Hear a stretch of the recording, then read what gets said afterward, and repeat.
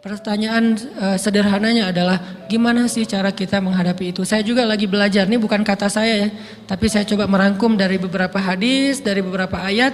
Mudah-mudahan ini jadi semacam tips dari Allah, dari Rasul, cara kita supaya lebih sabar dalam menghadapi ujian, khususnya ujian perasaan.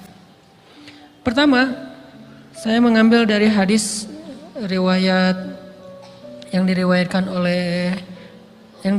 dari Abu Hurairah, hadis Hasan.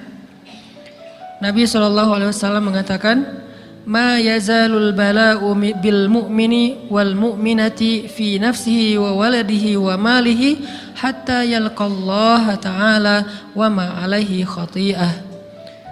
Tidaklah seseorang selesai diuji, baik dia laki-laki, orang yang beriman, atau perempuan yang beriman, baik itu ujiannya terjadi pada dirinya, atau melalui anaknya, atau melalui hartanya, artinya ujian harta, ujian fisik, ujian perasaan, sampai dia bertemu dengan Allah dan dia tidak punya dosa. Apa maksud dari hadis ini? Ujian itu tidak akan berakhir kecuali kalau dosa kita sudah habis. Allah akan menguji kita terus untuk membersihkan diri kita dari dosa. Sehingga yang harus kita coba bangun awareness dalam diri kita kalau lagi diuji, Allah pengen membersihkan dosa saya nih. Sehingga kita ridho dengan ujian, bukan ikhlas ya. Kalau ikhlas ibadah, kalau ujian ridho, rela. Saya ridho ya Allah walaupun ini berat. Saya ridho ya Allah walaupun saya berharap Engkau beri jalan keluar. Saya ridho ya Allah walaupun saya berharap ditolong oleh Allah. Tapi tetap ridho diberikan ujian itu. Sambil berdoa diberikan jalan keluar, ditolong, diberikan keajaiban, cuman gak mau mengeluh. Dan berdoa meminta jalan keluar bukan mengeluh, itu ibadah. Berdoa itu ibadah dalam Islam. Sehingga Allah suka banget sama hamba yang berdoa. Allah suka dengan hamba yang curhat. Nabi itu kalau lagi curhat, doanya aja bisa berjam-jam cuma doa doang tuh. Kayak hadis Aisyah pas lagi cemburu malam-malam kan, Aisyah lagi tidur, ini jatah malamnya Aisyah. Tiba-tiba dia nyari-nyari raba-raba, Nabi nggak ada, dicari di kamar mandi nggak ada. Biasanya Nabi sholat di sebelah Aisyah. Wah curiga nih, jangan-jangan ke rumah si Fulan. Dicari ke rumahnya, ditelepon nggak aktif, mungkin lagi dicas, datang ke rumahnya. Ketuk pintu.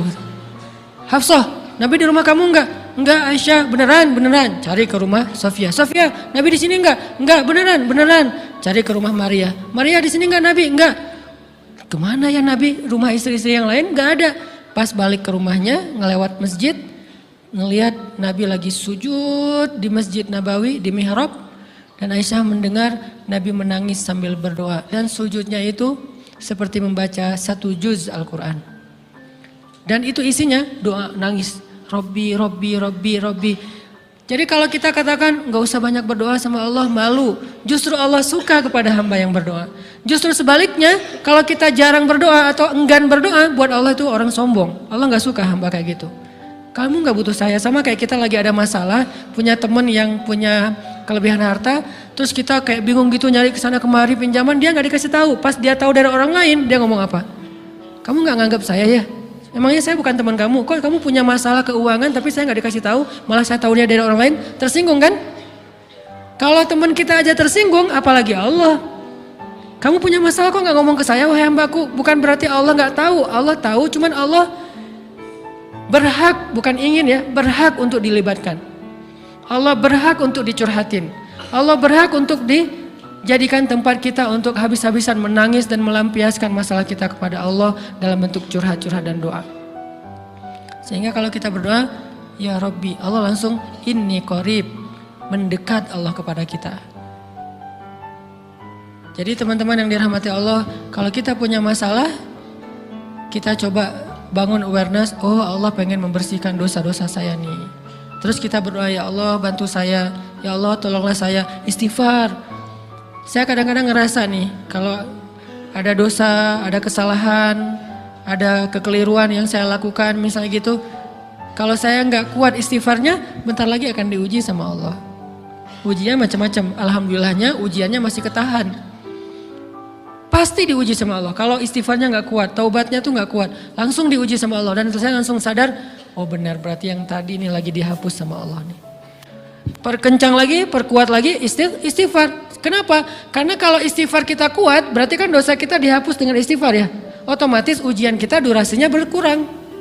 Makin kuat istighfar, makin berkurang. Kalau istighfarnya udah mantap, udah selesai, Allah cabut tuh ujian kita. Diganti dengan kebaikan.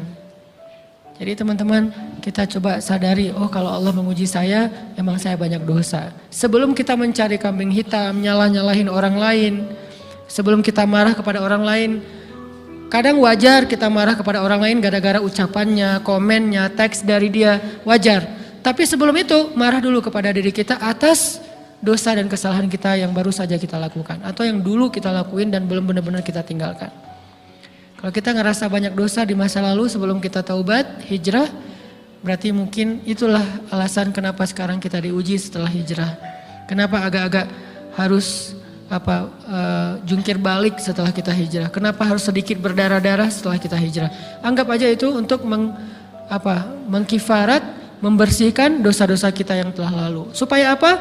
Supaya kalau kita pulang kepada Allah, kita pulang dalam keadaan bersih. Dan itu pasti akan menjadi orang yang paling beruntung. Daripada nanti diberesin di akhirat, mending diberesin di dunia kan. Soalnya kalau diberesin di akhirat, itu lebih berat. Akhirat itu perlakuannya beda dengan di dunia. Di dunia kalau kita salah akan dibalas oleh Allah. Kalau kita belum taubat, dibalas oleh Allah sama. Tapi di akhirat ukurannya beda. Sehingga heran ya, kalau ada orang yang merasa beruntung lolos dari hukuman dunia, dia pikir dia udah lolos dari hukuman Allah. Mending dia beresin deh di dunia daripada nanti di akhir berlarut-larut. Itu bahaya banget. Kalau buat saya pribadi dan saya yakin teman-teman juga kayak gitu, gak mau ada masalah di akhirat, mending masalah di dunia aja. Tapi masalah di dunia juga kita gak mau berlarut-larut, pengen cepat dimudahin sama Allah. Caranya istighfar. Tidaklah Allah memberikan kepada kita ujian kecuali salah satu alasannya pengen menghapuskan dosa. Idza kathurat dzunubul 'abdi wa lam yakun lahu min 'amalin liyukaffiraha fabtalahu Allahu bil hazan liyukaffiraha. Kalau seorang hamba banyak dosa dan dia nggak cukup amal untuk mengkifarat dosa-dosanya, Allah akan menguji dia dengan rasa sedih, dengan rasa kecewa, dengan rasa berat, sakit hati untuk mengkifarat dosa-dosanya. Itu yang kita bangun, sehingga kalau ada masalah sama orang lain, kita memperbaiki diri dulu. Bukan sibuk dengan kesalahan dia terus menerus yang gak mau kita maafin. Misalnya ada teman kita nih, jadi clash sama kita. Hal pertama yang kita bangun, astagfirullahaladzim saya banyak dosa nih. Tapi kan yang salah dia, ya. Tapi mungkin dia gak akan mengatakan kalimat itu, gak akan bersikap kayak gitu kalau kita gak punya dosa. Allah sengaja mengutus dia untuk menguji kita lewat kata-katanya, lewat perilakunya, karena kita punya dosa. Jadi penyebab pertama diuji itu bukan teman kita yang salah, itu penyebab kedua. Memang dia salah dan itu harus kita akui, realistis lah. Dia salah, dia nggak pas, dia nggak bijak, dia apa. Oke, tapi yang mentakdirkan dia salah kepada kita, Allah Subhanahu Wa Taala. Kenapa Allah takdirkan gitu? Karena kita masih punya banyak dosa. Allah kirim kita ujian, bisa manusia, bisa alam, bisa dalam diri kita sendiri. Itu semuanya adalah cara Allah untuk menguji kita dan membersihkan dosa-dosa kita. Ini yang kita bangun pertama. Yang kedua, kata Nabi di dalam hadis Bukhari, "May yuridillahu bihi khairan." Yang terkenal kan yufaqihu fiddin, itu yang terkenal. Ternyata ada dua modelnya. Ada may yuridillahu bihi khairan yufaqihu fiddin. Siapa yang Allah pengen kasih dia kebaikan agama, kebaikan, Allah akan buat dia mengerti halal dan haram. Itu berarti Allah sayang sama dia. Ini satu model hadis. Ada model yang kedua, mirip redaksinya. May yuridillahu bihi khairan yusib min. Hadis Bukhari. Siapa yang Allah pengen ngasih dia kebaikan, Allah uji. Hah? Kok gitu caranya? Ternyata kayak gitu rahasianya. May yuridillahu bihi khairan, may yuridillahu bihi khairan, siapa yang Allah pengen ngasih dia kebaikan, Allah kasih dia musibah atau ujian. Kenapa bisa seperti itu Ustaz? Fa inna ma'al usri yusra, Inna ma'al usri yusra. Seolah-olah Allah bilang di dalam ayat itu, kalau kalian mau dapat kemudahan, biasanya lewatnya kesusahan dulu. Kalau kalian pengen dapat keberuntungan, biasanya dapatnya kerugian dulu. Tapi keberuntungan dan kerugiannya pasti nggak sebanding. Keberuntungannya jauh lebih besar daripada kerugiannya. Kerugian itu kayak modal doang, DP. Jadi kalau kita mau dapat kejutan dari Allah, Allah kasih kita DP. DP-nya apa? Ujian. DP-nya musibah. DP-nya rasa nggak nyaman. Itu DP tuh. DP terhadap apa? DP dari Allah terhadap hadiah-hadiah besar yang Allah pengen ngasih ke kita setelahnya. Cuman banyak orang yang menolak DP ini. Sama kayak kita misalnya. Kalau kita mau ngasih dia hadiah, kita kasih dia kayak kejutan dulu. Dia lagi ulang tahun nih, disiram air dulu. Setelah itu dikasih hadiah-hadiah yang mahal. Rela gak disiram air demi hadiah? Rela, udah siramin lagi aja. Kalau setelahnya ada hadiah. Yang kita gak rela, kalau setelah disiram, disuruh bersih-bersih sendiri dan gak dikasih apa-apa, kan gak rela tuh. Berarti ini bab iman. Yakin gak kalau Allah tetap ngasih hadiah? Kan sabar dan iman itu ternyata tahu aman, kembar. Kalau kita yakin Allah ngasih hadiah setelah ngasih kita DP ujian, ya kita akan sabar. Gak apa-apa deh, bentar lagi mau dikasih hadiah, digini-giniin juga gak masalah. Dibully, diapain sama Allah, biarin aja. Ya Allah saya sabar, kan bentar lagi mau dikasih hadiah nih. Ini masalah yakin. Tapi kalau kita gak yakin, apa sih maunya Allah gitu kan? Begitu kalimat ini keluar, maka yang muncul setelahnya adalah mengeluh, berputus asa, dan gak akan sabar menghadapi ujian. Ujian, kata Nabi, may yuridillahu bihi khairan, siapa yang Allah pengen kasih hadiah, siapa yang Allah pengen kasih kejutan, siapa yang Allah pengen kasih pertolongan, siapa yang Allah pengen kasih kebaikan, yusib min, Allah akan uji dia dulu. Ini sunnatullah, sehingga kalau kita lagi diuji, yang kita lihat jangan ujiannya, apa setelah itu. Gimana ngelihatnya Ustaz gak kelihatan? Dengan mata hati. Istafti qalbak, tanya kepada hatimu, kelihatan gak? Dengan mata hati. Gimana ngelihat dengan mata hati? Dengan iman, saya percaya Allah pasti ngasih kebaikan setelah ini. Orang Allah sendiri yang ngomong, gak ada satu huruf pun di Al-Quran yang salah. Apalagi satu ayat, apalagi dua ayat. Fa inna ma'al usri yusra, ditegesin lagi. Inna ma'al usri yusra. Tapi usr dulu, baru yusr. Dikasih kesusahan sedikit, dikasih kemudahan yang banyak. Dikasih kesusahan sedikit, dikasih kemudahan yang banyak. Ini yang kita coba bangun tajdidul iman. Bangun memperbaharui yakin. Sehingga ketika kita diuji, sedih, wajar. Mengaduh sedikit bukan mengeluh ya. Kalau mengeluh kan nyalahin Allah. Kalau ngaduh, yang namanya orang dicubit kan itu ngaduh. Tapi kalau apa sih maunya Allah? Nah itu ngeluh. Antara mengadu dengan mengeluh berbeda. Mengadu itu manusiawi. Sedih itu manusiawi. Air mata bahkan bukan hanya manusiawi, itu rahmat dari Allah. Orang yang gak bisa menangis itu yang bahaya. Kalau kita masih bisa menangis, berarti kita masih peka hatinya. Bukankah anak kecil paling sering menangis? Berarti hatinya peka. Siapa lagi selain anak kecil yang paling sering menangis? Cewek. Cowok itu emang gak punya perasaan, makanya jarang nangis. Cewek dikit-dikit nangis, jangan bilang, cemen banget sih nangis, cengeng apa. Enggak, karena dia perasaannya lebih peka dari kita. Itulah kenapa Allah menitipkan bayi kepada perempuan. Kalau dititipin ke laki-laki hancur. Di balik kepekaan perempuan, di balik sensitifnya perempuan, di balik perasaannya yang luar biasa, di situ Allah Subhanahu wa taala menitipkan amanah, dia yang paling baik dalam merawat bayinya. Perempuan secara umum mungkin lebih banyak bicara daripada laki-laki ya. Walaupun ada orang yang perempuan pendiam banget, ada yang nggak ngomong sama sekali, misalnya diem-diem aja, ada. Tapi secara umum perempuan lebih banyak berucap daripada laki-laki. Emangnya ini kekurangan? Bukan. Ini kelebihan. Kalau dia berikan itu dalam hal yang tepat. Apa yang tepat? Mendidik anak. Justru karena perempuan banyak ngomong, lebih baik dalam mendidik anak daripada laki-laki. Laki-laki itu kurang mendidik, kurang mengedukasi kepada anak dengan usia tertentu karena dia jarang memahamkan.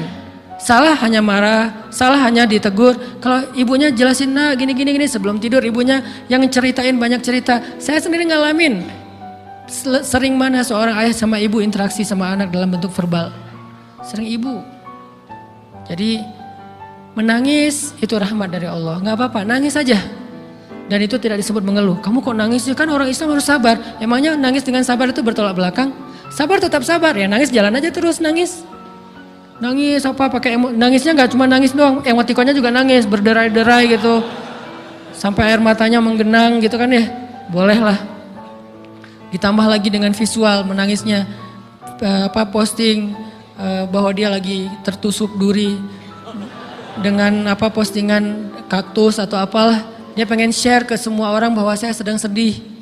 Sehingga nanti ketika ada orang yang menghibur dia dengan sedikit kata-kata yang sabar ya segala macam, wah makin berderai-derai.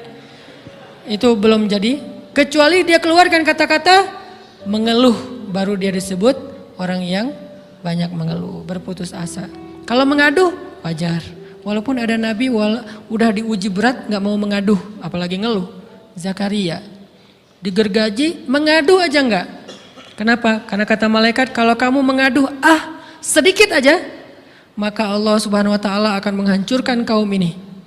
Dia kasihan kepada kaumnya, enggak mau mengaduh. Satu-satunya orang yang kita tidak boleh mengaduh hanya orang tua. Atau itu mengeluh kalau untuk orang tua. Kalau yang lain enggak disebut mengeluh. Kalau ke teman, males enggak apa-apa. Jangan sering-sering tapi. Apaan sih? Ke teman boleh. Tapi ke orang tua, saja itu bukan lagi mengadu, itu sudah mengeluh. Khusus untuk orang tua. Kalau di antara manusia. Kalau kepada Allah dan Rasul, pastinya lebih dari itu. Ketika kita diam saja, tidak langsung beranjak sami'na wa ata'na labbaika ya rabbi wa sa'daik, enggak memenuhi panggilan Allah, itu sudah disebut bagian dari kufur ingkar. Tapi minimal kita mungkin masih mengaduh, kita masih menangis, kita masih lelah, kita masih merasa lemah. Setidaknya kita tidak mengeluh. Kenapa? Kita percaya Allah kalau mau ngasih hadiah kepada hambanya, DP-nya itu ujian. Dan yakinlah hadiahnya minimal 10 kali lipat lebih baik daripada ujian itu. Minimal, karena nggak ada amal soleh yang dibalas di bawah 10 kali lipat tuh nggak ada. Amal soleh, amal ya bukan niat. Amal yang udah kita kerjakan minimal dibalas 10 kali lipat, minimal. Maksimalnya bighairi hisab, tanpa batas. Bighairi hisab, tanpa batas. Ada yang 700 kali lipat kayak sedekah, tapi tetap aja ayat sedekah di akhirnya ujung-ujungnya apa? Bighairi hisab juga kan? Berarti sedekah itu minimal dibalas 700 kali lipat, minimal.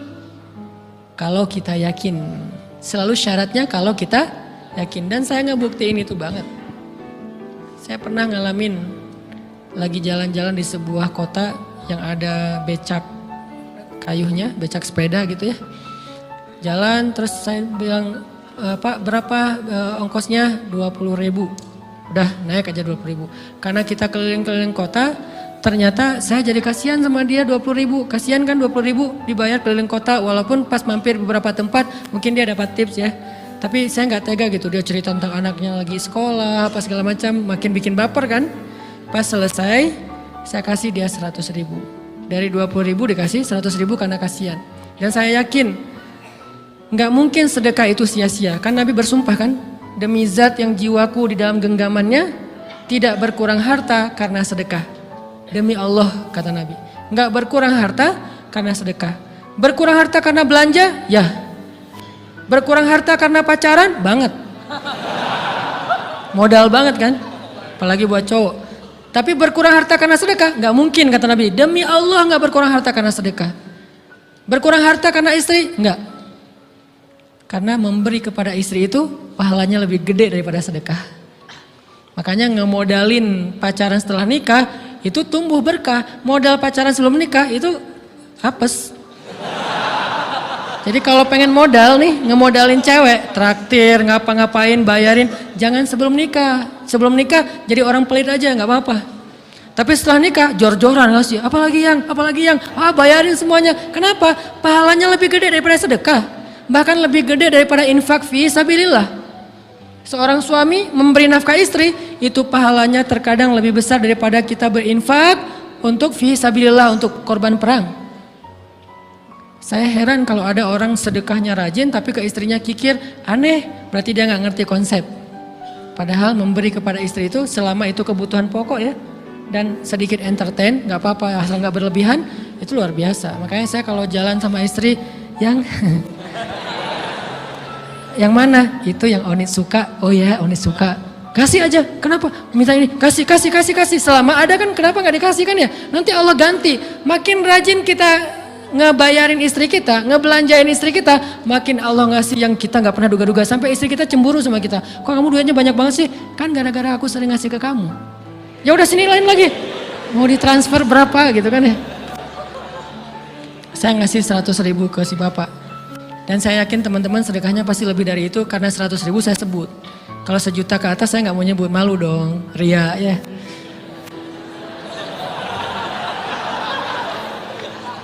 Sebenarnya nggak pernah sih. 100.000 deh, karena kan kecil, saya kasih 100.000. Ternyata begitu saya kasih 100.000, dia doa. Nah ini nih pentingnya sedekah ke orang yang membutuhkan tapi nggak minta-minta, dia tulus. Dia langsung doa, ya Allah Pak mudah-mudahan rezekinya lancar, berkah, bertambah dan segala macam, bahagia keluarganya. Doa-doa ini semuanya dikabulkan dalam hitungan hari. Pertama bertambah bahagia rumah tangganya, dapat kecupan dari istri. Dia nganggap suami saya cowok banget sih. Mulai 1 nih. 2, demi Allah selang 15 jam kalau nggak salah karena waktu itu malam, besok paginya ada orang yang ngejar-ngejar saya pengen ngasih hadiah. Ustadz saya pengen ketemu Ustadz. Maaf saya nggak bisa ketemu sekarang, lagi rush, lagi tight schedule gitu-gitulah, sok-sok gaya nggak jelas gitu ya. Terus Ustadz saya pengen banget ketemu, dia nggak ngomong pengen ketemu apa. Kalau dia bilang mau ngasih duit kan langsung saya prioritaskan kan ya. Berhubung dia nggak ngomong, ya udahlah, saya sok-sok jual mahal gitu. Tapi yang namanya rezeki kan gimana kita tolak dia datang kan. Saya nolak, pokoknya sebentar aja 5 menit nggak akan ganggu waktu Ustadz. Ya udah besok pagi ya pas breakfast gitu, pakai gaya-gaya dikit breakfast. Pas breakfast, oh ya siap Ustadz, jam berapa? Jam 8, udah janjian jam 8. Mungkin orangnya nih dengar live streaming, Pak jazakumullah khair jaza, makasih banyak, mudah-mudahan Allah tambahkan rezekinya. Terus beliau besok mau flight ke luar kota jam 8, akhirnya ngubungin lagi malamnya, Pak Ustadz maaf gak bisa ketemu besok. Karena saya jam 8 itu jadwal terbang. Oh ya udah nggak apa-apa. Seneng dong saya nggak jadi ketemu kan. Tahu gitu kan nyesel saya tuh. Seneng. Besok pagi jam 6 Pak Ustadz. Alhamdulillah ternyata penerbangan saya di delay ke jam 11. Allah delay penerbangannya demi ngasih rezeki buat saya. Kan luar biasa kan. Nah, ini hikmah kepedean saya, kegeeran kepada Allah gitu. Di delay demi saya. Kan kadang-kadang GR ya di depan Allah ya. Robbi akraman kan gitu ayatnya. Allah memuliakan saya dengan istighfar tetap. Akhirnya saya bisa ketemu Ustaz. Saya nggak baca WA-nya, terlambat baca, baru baca jam 8. Dia udah mulai agak putus asa, kayaknya udah gak mungkin ketemu nih. Jam 8 pas saya baca, ternyata orangnya nggak di delay. Ya udah saya balas, ya udah sekarang saya tunggu ya jam 9. Maaf cuma sebentar. Nggak apa-apa Ustaz 5 menit. Datang dia, datang ngasih apa coba? Ngasih duit 200 juta. Demi Allah, cuman berselang beberapa jam, saya tolak-tolak. Tahu gitu Pak, datang malam ini aja.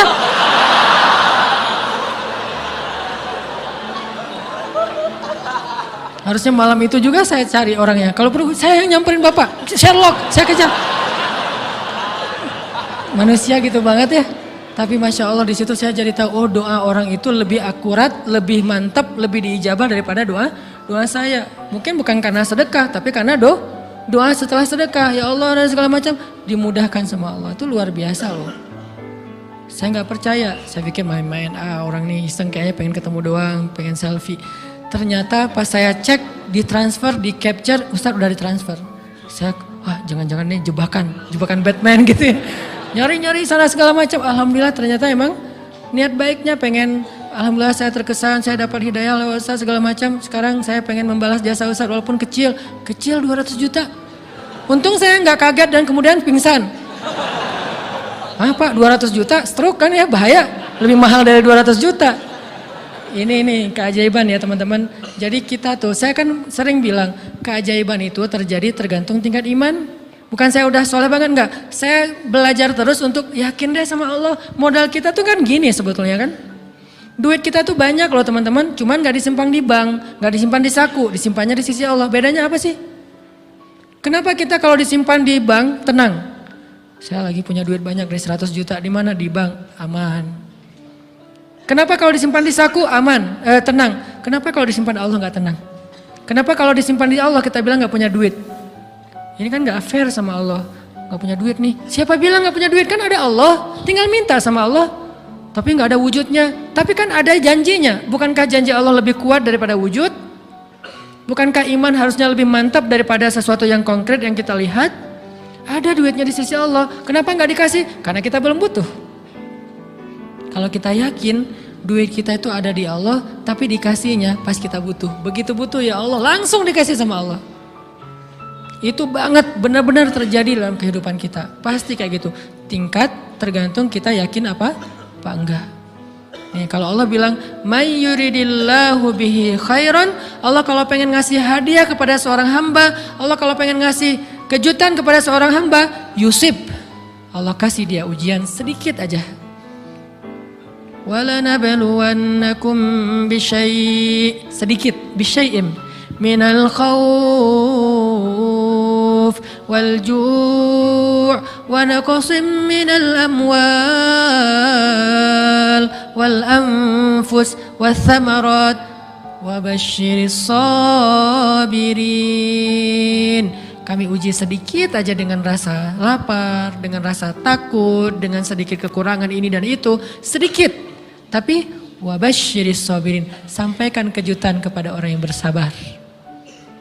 Sampaikan kejutan kepada orang bersabar. Jadi bisa dibilang kejutan-kejutan hidup kita itu munculnya dengan iman dan sabar. Dengan iman dan sabar. Iman artinya yakin, husnuzon sama Allah. Ana inda dhanni abdi bi. Aku tergantung prasangka hambaku kepadaku.